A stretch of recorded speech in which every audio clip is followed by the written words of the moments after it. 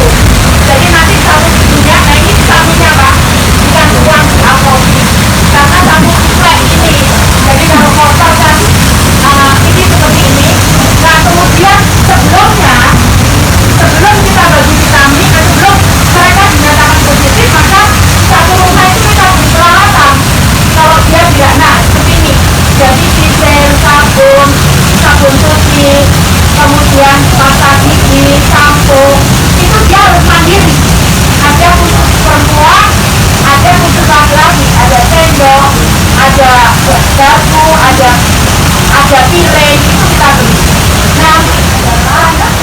Nah, protokol untuk suatu saatnya anak-anak sekolah masuk. Nah, kita sudah membuat protokol dengan terlalu.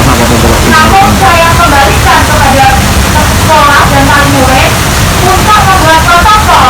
Protokolnya bukan hanya di sekolah, tapi perjalanan dari rumah atau protokol. Termasuk masker, jadi masker ini tidak boleh harus sama, karena takutnya anak-anak menjadi bukan masker gitu. Karena maskernya kok bagus, terus menggunakan masker. Jadi sudah disepakati yang umum adalah tidak ada istirahat, kemudian masker harus sama. Sekarang lagi kita pikirkan bagaimana perjalanan anak dari rumah ke sekolah, kemudian sekolah ke rumah, karena nanti sekolah itu hanya diisi 50% anak, sedangkan 50%-nya kemana? Ini sedang kita tata untuk dengan sekolah supaya nanti saat mereka masuk sekolah, maka protokol kesehatan ini sudah siap. Jadi sekarang sedang digodok antara sekolah dengan wali murid. Saya sampaikan kemarin kalau ada wali murid dokter, saya minta menjadi salah satu narasumber untuk protokol tersebut. Kalau nggak ada, maka bisa minta bantuan puskesmas, minta bantuan dinas kesehatan untuk memberi masukan tentang protokol ini. Jadi Bapak sekalian, tadi saya sampaikan di seluruh proses pengawasan kami dibantu oleh TNI Polri sampai kita Babinsa dan Babinsa Mas. Jadi kalau malam itu mereka punya patroli yang kontrol di kampung-kampung tadi, juga di mall, di industri, di pusat-pusat perdagangan, kemudian di kita alam itu dipakai. Jadi yang boleh adalah ini kontrol yang pasar, jadi penggunaan masker. Jadi kalau ada pembeli datang nggak menggunakan masker tidak boleh dilayani. Jadi itu, dan itu sudah berjalan. Alhamdulillah sudah berjalan di pasar-pasar tradisional Surabaya. Dan kita juga mengawasi kawasan perbatasan dan diminta cuci tangan, kemudian mengatur transportasi. Kita juga punya transportasi tanggul.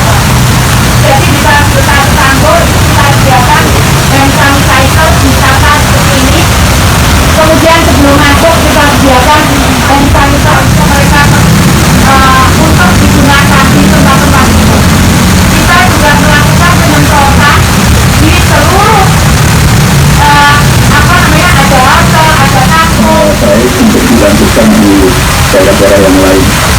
Untuk selanjutnya saya persilakan dari Pak Gubernur Jawa Tengah yang ingin menyampaikan juga pandangannya. Silakan Pak Gubernur.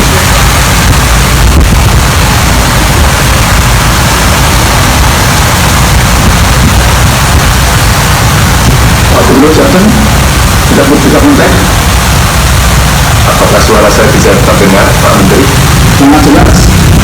Iya, Pak Tendur. Assalamualaikum warahmatullahi wabarakatuh. Pak BPK, para menteri, teman-teman gubernur, bupati, wali kota, dan seluruh yang hadir dalam acara kali ini. Bapak, kemarin kami habis evaluasi apa yang terjadi di Jawa Tengah. Ada kawan-kawan dari Forkompimda, tenaga ahli untuk kita dan bicara. Kita lagi mencermati beberapa hal.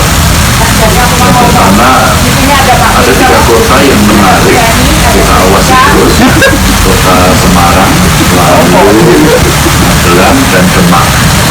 3 ini para bupatinya menarik karena cukup agresif.